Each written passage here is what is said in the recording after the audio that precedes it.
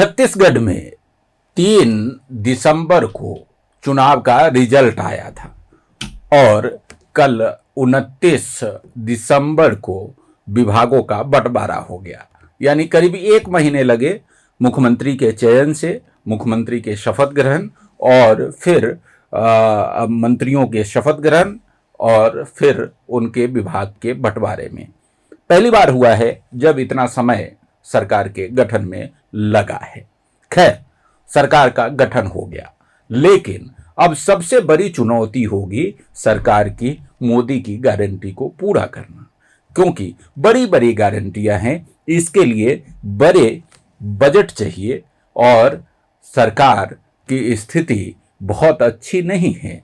करीब करीब 1 लाख करोड़ का कर्ज होने जा रहा है छत्तीसगढ़ सरकार के ऊपर। ऐसे में मोदी की गारंटी को लागू करना कितना चुनौतीपूर्ण होगा और विष्णुदेव साय कैबिनेट के किन किन मंत्रियों के कंधे पर मोदी के किस किस गारंटी को लागू करने की जिम्मेदारी होगी, आज हम इसी पे चर्चा करेंगे। नमस्कार, मैं हूं डॉक्टर संजय शेखर और आप देख रहे हैं एडिटर जी न्यूज। जी हां, मैं बात कर रहा हूं छत्तीसगढ़ के विष्णुदेव सरकार के गठन से लेकर, और गठन की प्रक्रिया जो है वो पूरी हो गई। गठन की प्रक्रिया तब शुरू हुई थी जब उन्हें विधायक दल का नेता चुना गया था। विधायक दल का नेता चुने जाने के बाद मुख्यमंत्री के रूप में विष्णुदेव साय ने शपथ ली। उनके साथ 2 डिप्टी सीएम अरुण साव और विजय शर्मा ने भी डिप्टी सीएम की शपथ ली। लेकिन उसके बाद मंत्रिमंडल के गठन में काफ़ी वक्त लगा, उनके नामों के चयन में काफ़ी वक्त लगा। लेकिन इस सब के बीच आखिरकार 22 दिसंबर की वो तारीख जब विष्णुदेव साय के नए 9 मंत्रियों ने शपथ ली राजभवन में। लेकिन 22 तारीख को शपथ ली और 22 से लेकर 29 तारीख तक उन्हें अपने विभाग के लिए इंतजार करना पड़ा। आखिरकार 29 तारीख को यानी कल उन्हें विभाग दे दिया गया, नोटिफिकेशन जारी हो गया और सभी मंत्रियों को पता लग गए कि उनके विभाग क्या क्या है। बात यहीं पर खत्म नहीं होती। अब बात सबसे महत्वपूर्ण ये है कि आखिर मोदी की जो गारंटी चुनाव के वक्त, विधानसभा चुनाव के वक्त जगह जगह पर नरेंद्र मोदी, पीएम मोदी से लेकर गृह मंत्री अमित शाह से लेकर तमाम केंद्रीय नेताओं और भारतीय जनता पार्टी के नेताओं ने जनता से वायदे किए मोदी की गारंटी के रूप में। उनका क्रियान्वयन कब होगा, कैसे होगा, क्या प्रक्रिया होगी और कितनी बड़ी चुनौती सरकार के सामने है। सबसे बड़ी चुनौती तो बजट की होगी, क्योंकि अगर सरकार के ऊपर मौजूदा ऋण भार की बात की जाए तो करीब करीब 1 लाख करोड़ के आसपास पहुंचने वाला है। और ये एक बड़ी चुनौती के रूप में है कि सरकार जितनी योजनाएं, जितनी घोषणाएं, मोदी की जितनी गारंटी यहाँ पर कर दी है, दे दी है, उसके लिए सरकार आखिर पैसा कहाँ से लाएगी। लेकिन इस पर बात बाद में। पहले बात इस बात की कि मोदी की किन किन गारंटियों के पूरा करने की जिम्मेदारी विष्णु कैबिनेट के किन किन सदस्यों के कंधों पर आ गई है या दे दी गई है या डाल दी गई है। सबसे पहले विष्णुदेव साय जो कि मुख्यमंत्री है और कैबिनेट के मुखिया है, उनके ऊपर ओवरऑल पूरी गारंटी को क्रियान्वित करने की, लागू करने की, वायदों को पूरा करने की जिम्मेदारी है मुखिया के नाते। लेकिन विभाग के दृष्टिकोण से अगर बात करें तो विभाग जो उनके पास है, सामान्य प्रशासन विभाग महत्वपूर्ण विभाग है और सामान्य प्रशासन विभाग के माध्यम से उन्हें सबसे पहला जो उनकी चुनौती है वो चुनौती है भ्रष्टाचार पर लगाम लगाने की। भ्रष्टाचार पर जीरो टॉलरेंस की जो नीति की बात पीएम मोदी ने की थी, उसको क्रियान्वित करने की। पिछली सरकार के जितनी घोटालों की चर्चा जगह जगह पर पीएम मोदी और अमित शाह समेत तमाम भाजपा नेताओं ने किया और मोदी की गारंटी में जिसका जिक्र किया कि सरकार आने पर इन तमाम घपलों घोटाले की जांच होगी और तमाम अपराधियों को जेल के शिक्षों के पीछे भेजा जाएगा, उसके क्रियान्वयन की जिम्मेदारी विष्णुदेव साय मुख्यमंत्री की होगी। और ये एक सबसे बड़ा टास्क है। इसके साथ ही उनके पास एक और महत्वपूर्ण विभाग है, परिवहन विभाग। परिवहन विभाग में एक गारंटी ये थी कि जितने भी कॉलेज आने जाने वाले विद्यार्थी हैं, छात्र हैं, उन्हें टीए यानी ट्रेवल अलाउंस दिया जाएगा, यात्रा भत्ता दिया जाएगा। तो इसके क्रियान्वयन की भी जिम्मेदारी विभाग प्रमुख के नाते, विभागीय मंत्री के नाते, हालांकि वो मुख्यमंत्री हैं, तो ओवरऑल मैं फिर से कहूँगा कि जितनी भी गारंटी हो उसके क्रियान्वयन की जिम्मेदारी उनकी है। लेकिन जो विभागीय स्तर पर उनके पास जो विभाग है उसमें एक यात्रा भत्ता के संदर्भ में भी उन्हें जल्दी से जल्दी निर्णय लेना पड़ेगा। विष्णु कैबिनेट के दूसरे नंबर के उप मुख्यमंत्री, कैबिनेट के दूसरे सदस्य अरुण साव, सीनियर मेंबर, और इनके ऊपर जो मोदी की गारंटी का सबसे एक महत्वपूर्ण घोषणा है कि 2 साल के अंदर छत्तीसगढ़ के हर घर में शुद्ध पेयजल, नल से जल पहुंचा दिया जाएगा। और चूंकि वो पीएचई मंत्री भी हैं, उनके पास लोक निर्माण विभाग तो है ही, लेकिन लोक निर्माण विभाग के साथ साथ उनके पास लोक स्वास्थ्य यांत्रिकी विभाग भी है, पीएचई डिपार्टमेंट भी है, और ये काम पीएचई डिपार्टमेंट के अंतर्गत आता है। लिहाजा 2 साल के अंदर हर घर में नल के माध्यम से पानी पहुंचाने की जिम्मेदारी अरुण साव की होगी। और इसके साथ ही लोक निर्माण मंत्री के रूप में उन्हें जो बीजेपी ने वादा किया है, जो मोदी की गारंटी है कि एनसीआर, दिल्ली में जो एनसीआर है, नेशनल कैपिटल रीजन, उसके तर्ज पर छत्तीसगढ़ का कैपिटल रीजन डेवलप किया जाएगा और इसमें रायपुर, नया रायपुर, भिलाई और दुर्ग को जोड़ करके एक छत्तीसगढ़ का कैपिटल रीजन बनाया जाएगा। तो इसके क्रियान्वयन की भी जिम्मेदारी अरुण साव की होगी। अरुण साव के बाद दूसरे नंबर के जो डिप्टी सीएम हैं विजय शर्मा, उनकी बात की जाए। विजय शर्मा के पास गृह विभाग के अतिरिक्त पंचायत और ग्रामीण विकास विभाग है और पंचायत और ग्रामीण विकास विभाग को ही 18 लाख परिवारों को पक्का आवास देने की जिम्मेदारी है।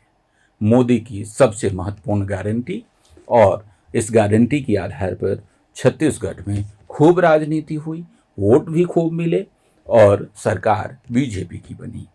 अब जब बीजेपी की सरकार है तो इस गारंटी को पूरा करने की जिम्मेवारी गृह मंत्री और पंचायत मंत्री विजय शर्मा के कंधों पर है।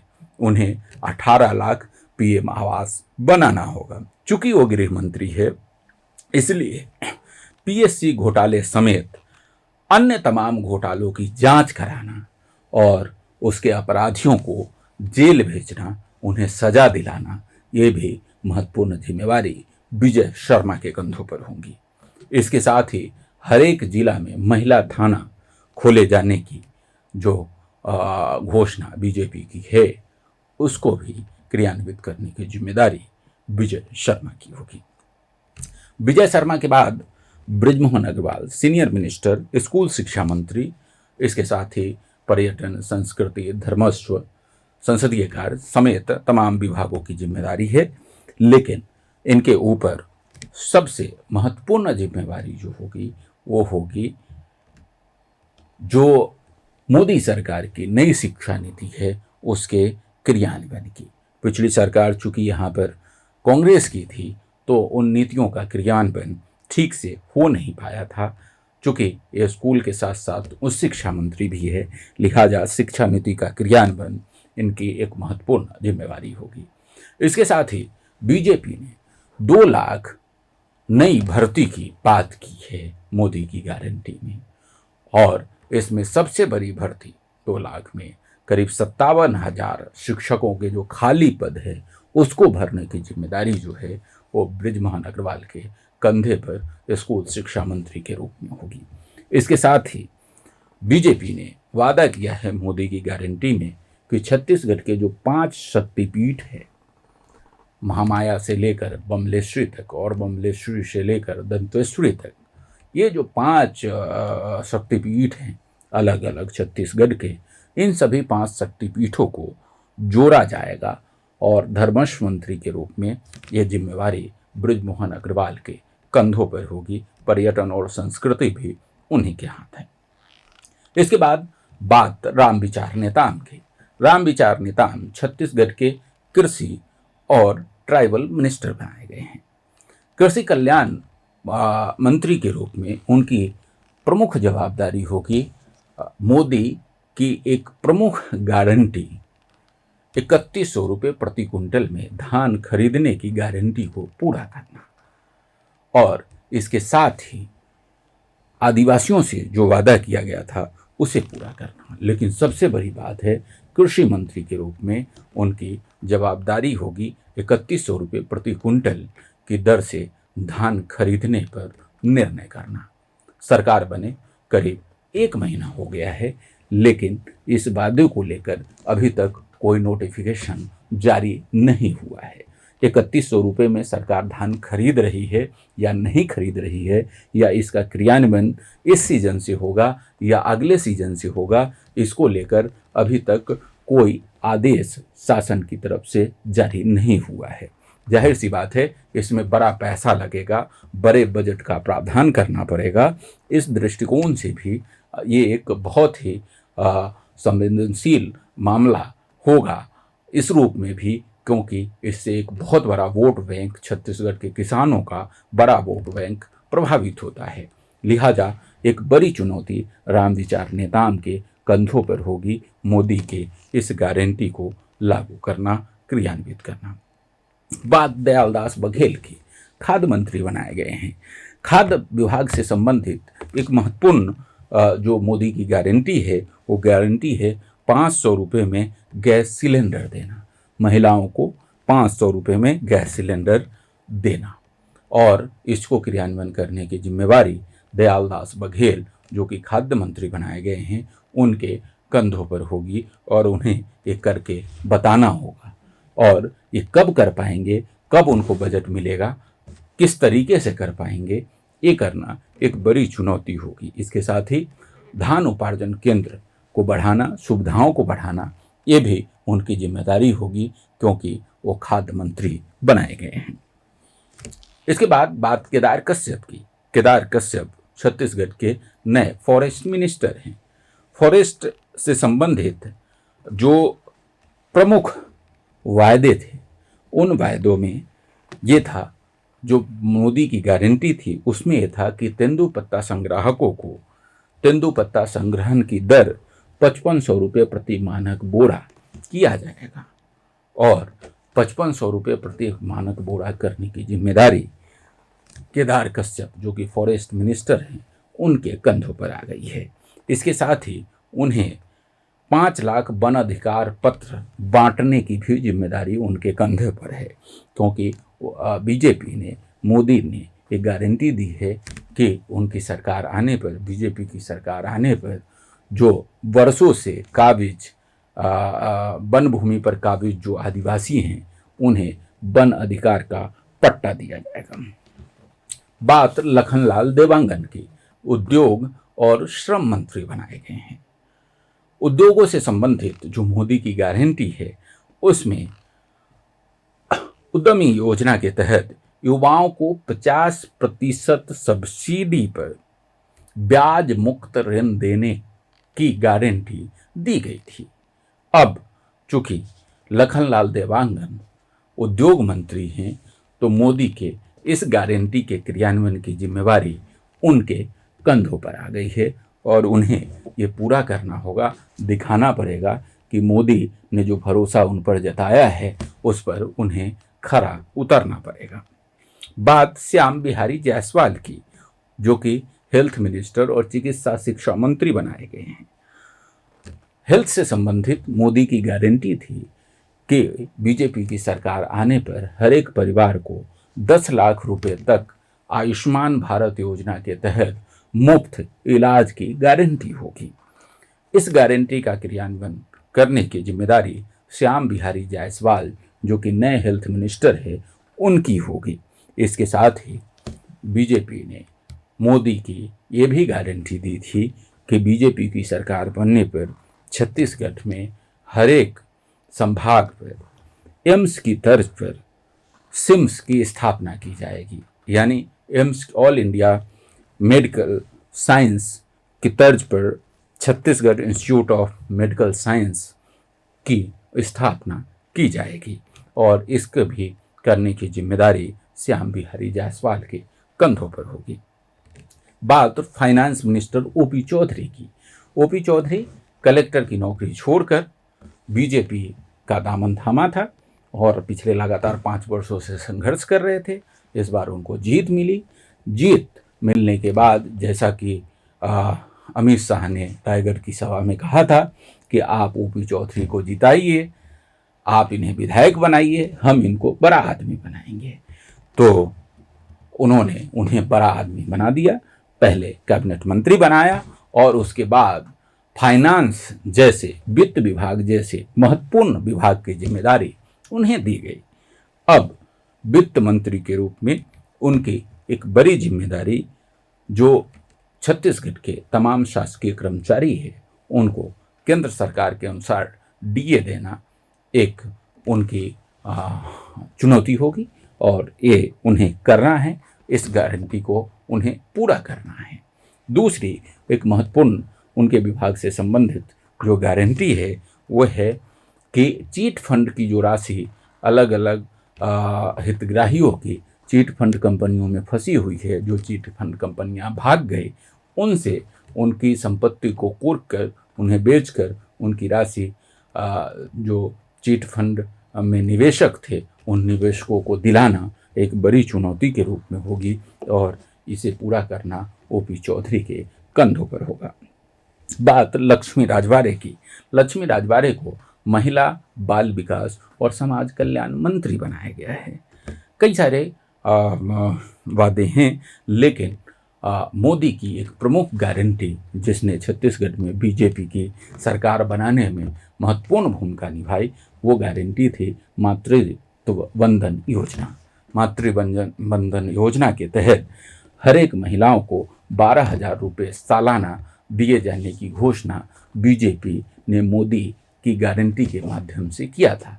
अब सरकार बन गई, महिलाएं इंतजार कर रही है कि अब बीजेपी उनके खाते में हर एक महीने 1,000 रुपये डालेगी, सालाना 12,000 रुपये उन्हें देगी और इसे क्रियान्वित करने की जिम्मेदारी लक्ष्मी राजवाड़े, जो कि महिला और बाल विकास विभाग के साथ ही समाज कल्याण विभाग की मंत्री हैं, उनके कंधों पर होगी कि इसे वो जल्द से जल्द क्रियान्वित करें। इसके बाद बात टंकराम वर्मा की। टंकराम वर्मा छत्तीसगढ़ के राजस्व और इसके साथ साथ युवा कल्याण और खेल विभाग के मंत्री बनाए गए हैं। खेल एवं युवा कल्याण विभाग के मंत्री के रूप में उनकी जिम्मेदारी हर एक जिले में जिला स्तरीय खेल एकेडमी की स्थापना करना मोदी की गारंटी के क्रियान्वयन के दृष्टिकोण से एक महत्वपूर्ण जिम्मेवारी होगी, क्योंकि मोदी की गारंटी में कहा गया था कि बीजेपी की सरकार बनने पर छत्तीसगढ़ के हर एक जिले में खेल एकेडमी का निर्माण किया जाएगा। तो इसे पूरा करना टंकराम वर्मा के कंधे पर होगा। इसके साथ ही एक और गारंटी थी कि बीजेपी की सरकार आने पर छत्तीसगढ़ के हर एक संभाग में बहुउद्देशीय स्टेडियम बनाया जाएगा। इसको पूरा करने की भी जिम्मेदारी छत्तीसगढ़ के जो खेल एवं युवा कल्याण मंत्री हैं टंकराम वर्मा, जिनके पास राजस्व विभाग की भी जिम्मेदारी है, उनके कंधे पर होगी। तो हालांकि इसके अलावे भी बहुत सारी गारंटियां थी, छोटी छोटी गारंटियां, लेकिन उन तमाम चीज़ों को चर्चा हमने यहाँ नहीं की। जो बड़ी बड़ी गारंटियां थी जिससे सीधे सीधे लोग प्रभावित होते हैं उनकी हमने यहाँ पर चर्चा की। और जैसा कि मैं फिर से कहूँगा कि सबसे बड़ी जो जिम्मेदारी है, और मंत्रियों के ऊपर तो जिम्मेदारी है ही, लेकिन मुख्यमंत्री चूँकि कैबिनेट के मुखिया हैं तो उनके ऊपर सबसे बड़ी जिम्मेदारी जो है वो 2 लाख युवाओं को नौकरी देने की है। क्योंकि 2 लाख शासकीय पदों पर भरने, रिक्त पदों को भरने का उन्होंने वादा किया है, उसे पूरा करना, 3100 रुपये प्रति कुंटल की दर से धान खरीदी करना, महिलाओं को 12,000 रुपये सालाना देना, तेंदुपत्ता संग्राहकों को 5500 रुपये प्रति बोरा, मानक बोरा की दर से उनको जो है संग्रहण का की जो दर है वो देना, 5 लाख आदिवासियों को वन अधिकार पट्टा देना, पीएम आवास 18 लाख लोगों को देना, 2 साल के अंदर हर घर जल पहुंचाना नल के माध्यम से, और सबसे बड़ी बात जो भ्रष्टाचार को लेकर के वादा किया था, पीएससी घोटाले की जांच का मामला, अन्य भ्रष्टाचार के घोटाले की जांच का मामला, इन सब को पूरा करना एक बड़ी चुनौती है। और इस सब में एक सबसे बड़ी चुनौती ये है कि इतनी योजनाओं के लिए आखिर फंड कहाँ से आएगा, बजट कहाँ से आएगा, पैसा कहाँ से आएगा, क्योंकि पहले ही छत्तीसगढ़ सरकार पर बड़ा कर्ज है। तो ये बड़ी चुनौतियों से इन तमाम मंत्रियों को, मुख्यमंत्री समेत तमाम मंत्रियों को निपटना होगा।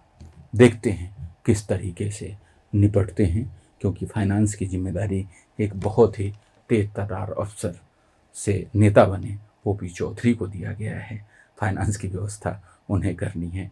देखते हैं सरकार किस तरीके से व्यवस्था करती है। हमारा ये वीडियो आपको कैसा लगा आप हमें कमेंट बॉक्स में बताएं, और अच्छा लगा हो तो इसे लाइक करें, शेयर करें, और अब तक यदि हमारा चैनल आपने सब्सक्राइब नहीं किया है तो इसे सब्सक्राइब करना ना भूलें। अगली बार किसी अन्य वीडियो के साथ मैं आपके सामने हाजिर होऊंगा। तब तक के लिए मुझे इजाज़त दीजिए। नमस्कार।